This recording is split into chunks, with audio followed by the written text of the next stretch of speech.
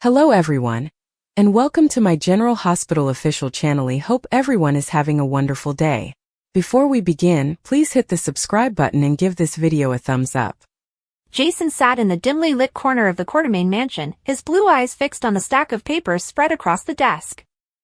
The silence in the room was broken only by the crackle of the fireplace and the distant ticking of Edward's old grandfather clock. He'd been up all night, tracing the same leads, rereading the same files, trying to find the missing piece. Tracy Quartermain entered the room, holding her coffee like it was her lifeline. "You've been at this all night, haven't you?" she said sharply, though there was a hint of concern in her tone. Jason didn't look up. "There's something off about this guy, Tracy. Ronnie's story doesn't add up." She rolled her eyes and set her coffee down beside him. "Jason, you say that about everyone. You're worse than Spinelli these days. Maybe you should take a nap before you start seeing ghosts." Jason pushed one of the files toward her, his voice steady but tight. "Take a look for yourself. The timeline's wrong. The background check, the employment records, none of it matches up." Tracy frowned as she scanned the pages. Her expression shifted from annoyance to curiosity. "Okay, I'll bite." "What are you thinking?" Jason leaned back in his chair, rubbing the back of his neck. "I think Ronnie isn't who he says he is. He's been around too many Quartermain dealings lately, first the foundation, then the ELQ investment project, and now somehow he's connected to Sonny's latest shipment mess? That's too much coincidence." Tracy crossed her arms. "So what, you're suggesting he's some kind of plant? Maybe a spy?" Jason nodded. "Or worse." She scoffed, pacing. "Jason, you always jump to the worst-case scenario. I get it, you've lived a life full of mob drama and betrayals, but not everyone's hiding a secret." Jason gave her that familiar, silent stare that made even the most confident person fidget. "You really think I'd be wasting my time if I wasn't sure?" Tracy sighed heavily and poured herself another cup of coffee. "Fine. Let's say you're right. What exactly do you think his true identity is?" Jason hesitated for a moment, his mind replaying fragments of the past few weeks, conversations, suspicious movements, and a few offhand comments that didn't sit right. "I think Ronnie might be tied to someone we've dealt with before. Someone dangerous." Tracy groaned. "Oh great, another person from your mob world coming back to haunt us? I knew this would happen when you started sniffing around ELQ again." Jason didn't respond. He just stared at the name written on one of the documents, Ronald D. Torres. But under that name was a redacted section marked Confidential Witness Protection Program. Tracy noticed the look on his face. "Jason? What is it?" He slid the page toward her. "That's it. This is the missing piece. Ronnie isn't Ronnie Torres. He's someone else, someone who was supposed to be dead." Tracy's eyes widened as she squinted at the document. "Witness protection? You're telling me we've been working with a fugitive?" Jason shook his head. "Not a fugitive. A survivor." He flipped another page, revealing a faded photograph. It was older, but recognizable. That's Ronnie 10 years ago, before the name change. His real name is Ronnie DeMarco. Tracy's mouth fell open. "Wait a minute. Ronnie DeMarco? The same Ronnie DeMarco who used to work for the Jeromes? He's supposed to be dead." Jason nodded grimly. "Exactly. But somehow, he's alive and here, pretending to be someone else. And he's been watching us." The realization hung in the air like smoke. Tracy rubbed her temples. "Well, that's just wonderful. We've been letting a mob-connected ghost handle ELQ business. You can't make this stuff up." Jason didn't smile. "This isn't funny, Tracy. If he's tied to the Jeromes, that means he's got an agenda. Maybe revenge. Maybe information." Tracy started pacing. "You think he's after you? Or the Quartermains?" Jason considered that for a long moment. Both. If he's here under a false name, he's trying to get close to something or someone. Just then, the door creaked open, and Brooklyn peeked inside. Everything okay in here? You two look like you've seen a ghost. Tracy quickly straightened. It's fine, darling. Just business talk. But Jason shot her a warning glance. Brooke frowned, sensing the tension. You sure? Because I saw Ronnie outside earlier, arguing with someone on the phone. He looked off. Jason stood immediately. Where? Brooke pointed toward the garden. Near the east gate. He looked like he didn't want anyone hearing him. Jason didn't wait. He was already out the door, his boots echoing down the hall. Tracy grabbed her phone and followed. Jason! Don't go storming out there like some action hero, she shouted after him. But Jason ignored her. Outside, the night air was cold, the wind carrying faint sounds of the city. He spotted Ronnie near the hedges, his voice low but urgent. Yeah, I said I'd handle it. No, they don't know yet. Stop panicking, Ronnie hissed into the phone. Jason approached silently, his instincts on high alert. Who are you talking to, Ronnie? Ronnie froze. Slowly, he turned around, his expression shifting from annoyance to alarm. Jason. Didn't see you there. Jason stepped closer, his tone calm but deadly serious. You're lying about who you are. Ronnie laughed nervously. What? Come on, man. You've been watching too many spy movies. Jason didn't flinch. Ronnie DeMarco. That's your real name, isn't it? The blood drained from Ronnie's face. You don't know what you're talking about. Jason's voice hardened. You were in witness protection. You disappeared after testifying against Julian Jerome's people. And now you're here, using a fake name, working with the Quartermaines. Why? Ronnie's eyes darted around, as if searching for an escape. You don't understand, Jason. I didn't have a choice. Tracy stepped out from behind the hedge, arms crossed. Oh, please. You expect us to believe that? Ronnie's shoulders slumped. It wasn't supposed to go this far. I just needed to lay low. But then someone found me. They said if I didn't cooperate, they'd kill me. Jason exchanged a look with Tracy. Who found you? Ronnie hesitated. A woman. Blonde. Cold eyes. Said she worked for someone called the broker. Jason's jaw clenched. The broker? She's back? Tracy looked confused. Who the hell is the broker?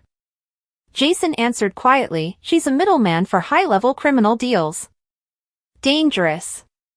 She moves information like currency. If Ronnie's tangled with her, we're all in trouble. Ronnie's voice cracked. I didn't want this, Jason.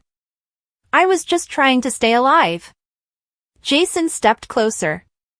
Then why target the Quartermaines? Why come after ELQ? Ronnie swallowed hard. Because she told me to. She said if I got close to the family, I'd find something valuable, something she needs. I didn't know what it was. Tracy's expression turned from anger to alarm. Something valuable? You mean ELQ's financial records? Ronnie shook his head. No. Something older. Something hidden. She called it the Quartermaine Ledger. Said it held secrets about old deals, offshore accounts, stuff people would kill to get their hands on. Jason's mind raced. That ledger was supposed to be destroyed years ago. Tracy looked at him sharply. Supposed to be? Jason nodded grimly. Edward never let go of certain leverage. If someone like the broker gets her hands on it, she could control ELQ, and everyone tied to it. A tense silence filled the garden until Ronnie's phone buzzed again. Jason snatched it before Ronnie could react. On the screen, a message glowed, "Time's up." Deliver or die. Tracy's breath caught. Well, that's not ominous at all. Jason pocketed the phone. We need to move fast. If she knows Ronnie's cover is blown, she'll come after him and us. Ronnie's hands trembled. Jason, please. You've got to help me. I didn't mean for any of this to happen. Jason studied him for a long moment, then said quietly, then prove it. Help me take her down. Inside the mansion, Brooklyn and Ned were whispering near the doorway as Jason and Tracy returned with Ronnie in tow. What's going on? Ned demanded. Tracy brushed past him. Long story short, our new friend here isn't who he claimed to be. He's been using ELQ as bait for a criminal mastermind. Ned's jaw dropped. You've got to be kidding me. Ronnie raised his hands. I didn't want to. They threatened my family. Jason cut in, his voice low but firm. We'll protect them. But you have to tell us everything. Ronnie nodded, defeated. As hours passed, the group gathered in the study. Ronnie laid out the entire web, the threats, the hidden surveillance, the payments funneled through shell companies. Jason pieced it together quickly, realizing the broker's network was already inside Port Charles. She's been watching us for months, he muttered. Tracy shook her head in disbelief. All because of that damn ledger. Ronnie looked up. She said it contained names, people who helped launder Jerome money decades ago. If that gets out, careers will be ruined. Jason stared at the flames in the fireplace, his voice barely above a whisper. It's more than that. Those names could destroy the city. By dawn, Jason had a plan. Ronnie, you're going to reach out to her. Tell her you've got what she wants. We'll set a trap. Tracy smirked. You're really leaning into the spy business, aren't you? Jason gave her a faint smile. Let's just say I've had practice. Ronnie hesitated. If she suspects anything, Jason cut him off. She won't. Just stick to the script. That evening, the mansion was eerily quiet. Ronnie stood near the garden again, phone in hand. Jason and Tracy watched from inside through the window, ready for anything. She's coming, Ronnie whispered after hanging up. Moments later, a sleek black car pulled up. A woman stepped out, tall, blonde, wearing dark sunglasses. You have what I asked for, she said coldly. Ronnie handed her a briefcase. Right here. She started to open it, but before she could, Jason stepped out from the shadows, gun drawn. Game's over. The woman smiled faintly. Jason Morgan. I was wondering when you'd show up. Tracy appeared beside him, holding her phone. Smile for the camera, sweetheart. PCPD's been listening this whole time. The broker's expression faltered as sirens wailed in the distance. Ronnie exhaled shakily as the cops surrounded them. It's over, Jason said quietly. But the broker smirked. For now. She was led away, her cold gaze never leaving Jason. Back inside, Tracy poured herself another drink. Well, that was quite the night. You do realize you've dragged me into another one of your mob sagas, right? Jason allowed himself a rare smirk. You handled it better than most. She laughed softly. Don't flatter me. I just don't like losing. Ronnie, still shaken, sat in the corner. Thank you, he murmured. Jason nodded. You've got a long road ahead, Ronnie. But you did the right thing tonight. As the sun began to rise over Port Charles, the tension began to fade. Tracy glanced at Jason. So, what now? You think it's finally over? Jason looked out the window, his jaw tightening. It's never really over. Not in this town. Tracy sighed. That's what I was afraid of. And as the light filled the room, they both knew the truth. Port Charles had been saved from another storm, but somewhere out there, another one was already forming. The air in the old boathouse was thick with the ghosts of forgotten summers, a cloying mixture of damp wood, stale lake water, and the faint, sweet decay of rotting leaves. It was a place out of time, a secret pocket of the world that Tracy Quartermaine had once believed belonged only to her and her memories. Now, standing amidst the dusty, sheet-draped shapes of old speedboats and sunfish sailboats, she felt a chill that had nothing to do with the autumn air seeping through the warped boards. Jason Morgan stood beside her, his posture a study in coiled tension. He was a man who navigated the world through a lens of stark binaries, threat or ally, problem or solution. The enigma of Ronnie had firmly lodged itself in the threat category, a splinter in the smooth operation of his life that had festered for too long. The text from Tracy, cryptic and urgent, had been the final tug needed to pull it free. "Are you going to explain why we're meeting in a place that smells like a wet fisherman's sweater, or are we just here for the ambience?" Jason's voice was low, cutting through the silence. Tracy turned from the grimy window overlooking the lake, her expression uncharacteristically vulnerable. The usual sharp-edged bravado was gone, sanded down by a palpable fear. "You have to understand, Jason, I didn't know." "Not for sure. It was a ghost story, a family legend my mother used to whisper about when she'd had too much sherry. I never imagined the ghost would come back to life." "Start from the beginning, Tracy," Jason instructed, his tone leaving no room for prevarication. "Who is Ronnie?"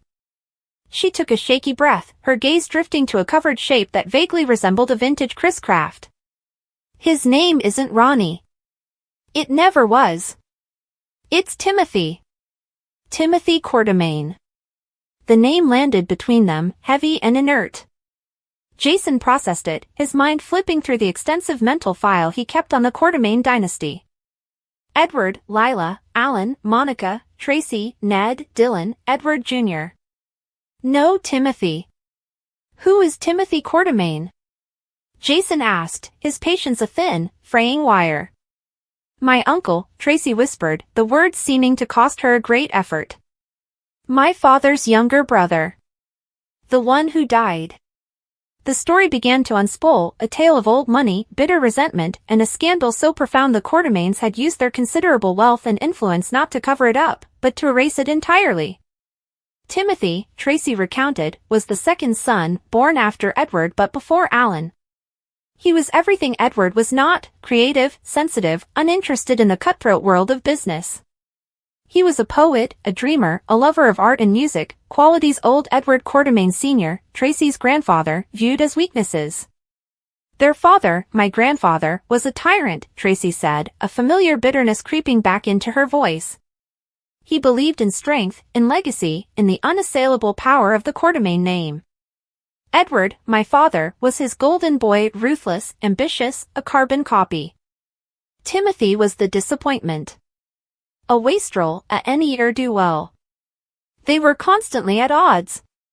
The conflict came to a head over a woman, as it so often did in these Gothic family sagas. Her name was Eleanor Sorensen, a beautiful, penniless artist Timothy had met in Europe and brought home to Port Charles. He intended to marry her. Edward Sr. forbade it. The arguments were legendary, echoing through the halls of the Quartermaine mansion. But Timothy, for once, stood his ground. He was in love. "And then, the scandal broke," Tracy said, her voice dropping. "It was in all the papers, though my grandfather bought up and destroyed most of the copies. Eleanor, she wasn't just a penniless artist. She was part of a radical political group back in Europe. Anarchists, some said. There were accusations of espionage, of stolen documents. It was a mess. The Quartermaine name was being dragged through the mud. Edward Sr. saw his chance. He gave Timothy an ultimatum: publicly denounce Eleanor, cut all ties, and fall in line with the family, or be cut off and disowned forever. Timothy, defiant and in love, chose Eleanor. In a furious, final confrontation, Edward Sr. declared Timothy dead to him. He was to leave Port Charles, change his name, and never contact the family again. If he did, Edward Sr. promised, he would use all his power to see Eleanor imprisoned or deported. He chose her, Tracy said, a note of strange, grudging respect in her tone. He walked away from all of it, the money, the name, the legacy. For love. It was the most unquartermain thing anyone has ever done. The official story, fed to the society pages and the family itself, was that Timothy had died suddenly in a boating accident on the lake. A tragic loss. A closed casket funeral was held. He was mourned and then, gradually, forgotten, a faded photograph in an album no one opened anymore. So, he didn't die, Jason stated, piecing it together. He just disappeared. And now, decades later, he's back as Ronnie. Why? That's what I've been trying to figure out, Tracy replied, her hands fluttering nervously. At first, when he approached me, he was just Ronnie, a charming, slightly rough around the edges businessman with a proposition. He knew things about the family, about old business deals, but I thought he was just well-researched. It was only recently, little things he'd say, turns of phrase my mother said were unique to Timothy, the way he looked at the portrait of my grandfather in the foyer, a chill went down my spine. I started digging. The paper trail is a nightmare. My grandfather was very thorough, but I found a birth certificate, an old passport photo. It's him, Jason. It's Timothy. Jason's mind was racing, connecting the disparate threads. Ronnie's sudden interest in ELQ. His uncanny ability to anticipate their moves. His seemingly benign but strategically disruptive suggestions. This wasn't a hostile takeover attempt from a rival corporation, it was a personal vendetta from a ghost seeking restitution. Everything he's done, Jason said, thinking aloud. The proxy votes he's been gathering, the whispers to the board members, the pressure on the overseas divisions, it's not just business. He's not just after a seat on the board or a chunk of stock. He's dismantling it. He's trying to tear down everything my father built, Tracy said, her voice trembling. He sees ELQ as the ultimate symbol of his father's cruelty and his brother's betrayal. Edward took everything that was supposed to be his. The company, the power, the respect. In his mind, my father was the usurper. This is his revenge. The pieces clicked into place with a terrifying finality. Ronnie's, Timothy's, campaign of psychological warfare made perfect sense now. He wasn't just a random threat, he was the embodiment of the Quartermain's original sin, the disinherited son returned to claim his birthright by destroying it. His manipulation of Tracy, his infiltration of their inner circle, his knowledge of their secrets, it all stemmed from a place of intimate, deeply personal hatred. He's been playing a long game, Jason said, his voice grim. He didn't just want to win. He wanted you to know who was beating you. He wanted the Quartermain name to know it was the son they threw away who finally brought down the house. Tracy nodded, tears welling in her eyes. And I walked right into it. I trusted him. I thought he was an ally against Ned, against Michael. I let the fox into the henhouse, and now he's going to burn it all down. Just then, the heavy wooden door of the boathouse creaked open, slicing through their clandestine meeting. Framed in the doorway, backlit by the gray afternoon light, was the man himself. Ronnie. No, Timothy Quartermain. He didn't look like a phantom. He looked solid, real, a man in his late 70s with a sharp, intelligent face and eyes that held a lifetime of calculated resentment. He wore a well-tailored overcoat, a stark contrast to the rustic decay of the boathouse. A small, cold smile played on his lips. I thought I might find you two here, he said, his voice smooth, devoid of the folksy affectations he sometimes used. This was his true voice, laced with the crisp accent of old money and ancient grudges.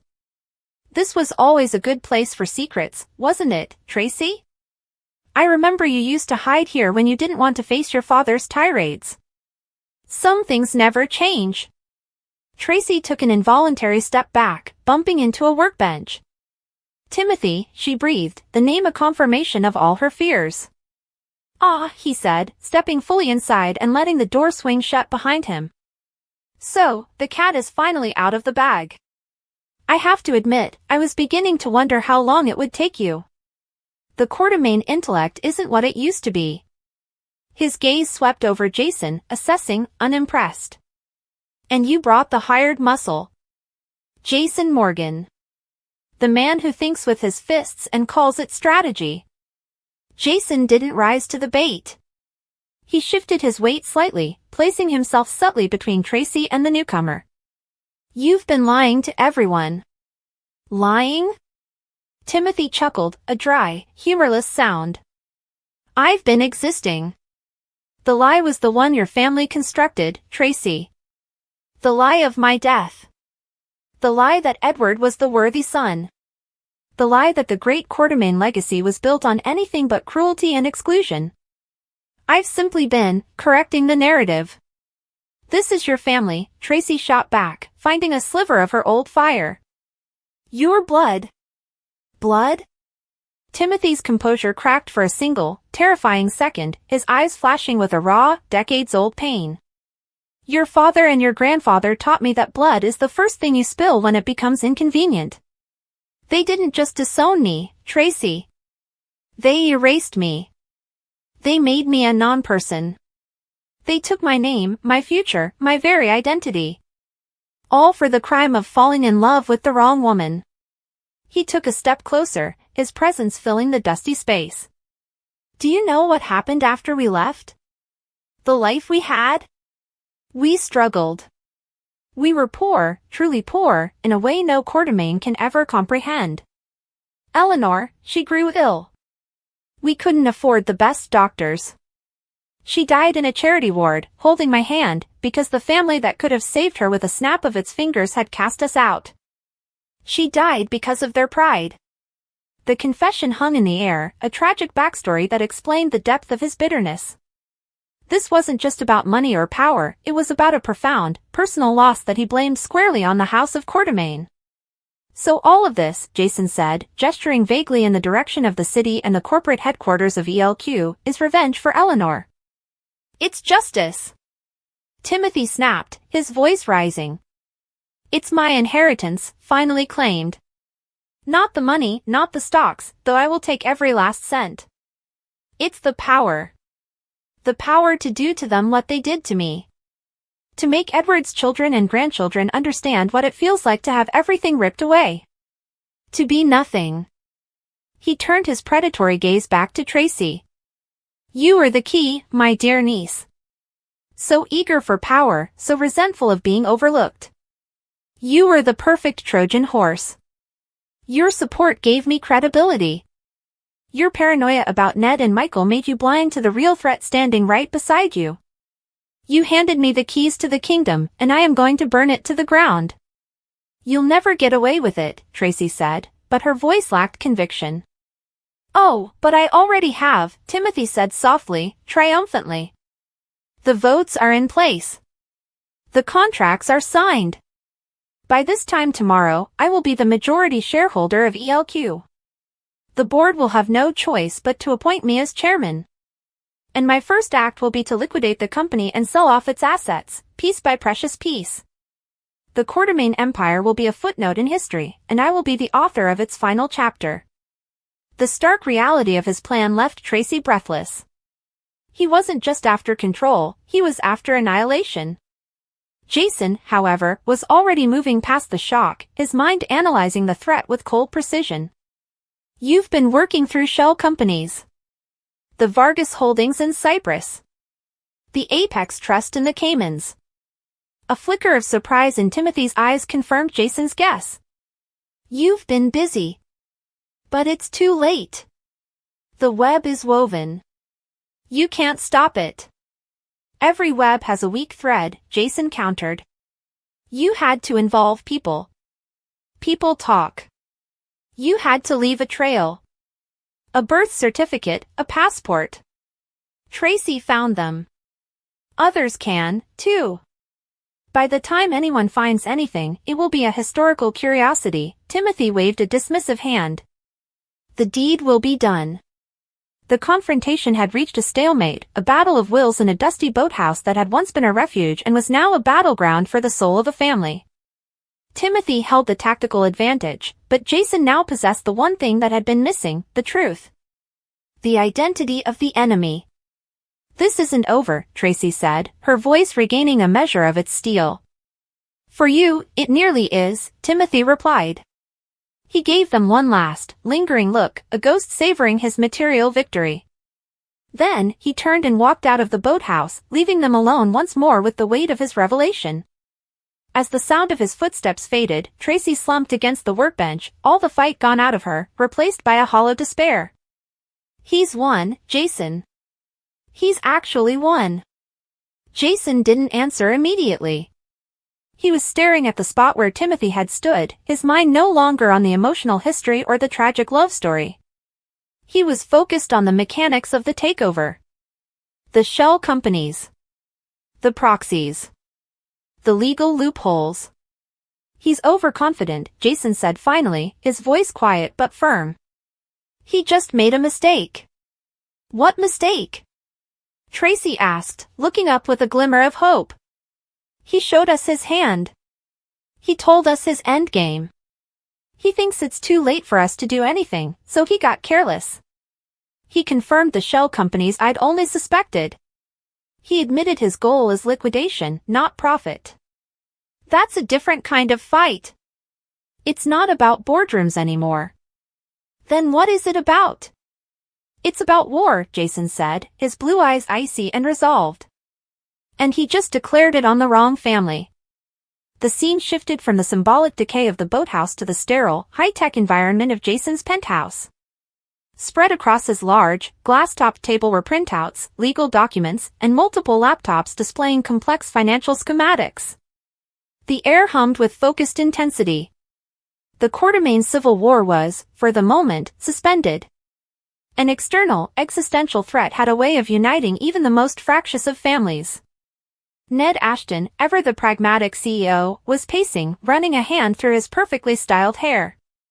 Liquidation? He wants to dismantle ELQ? That's not a corporate raid, that's a suicide bombing. He'll destroy billions in value.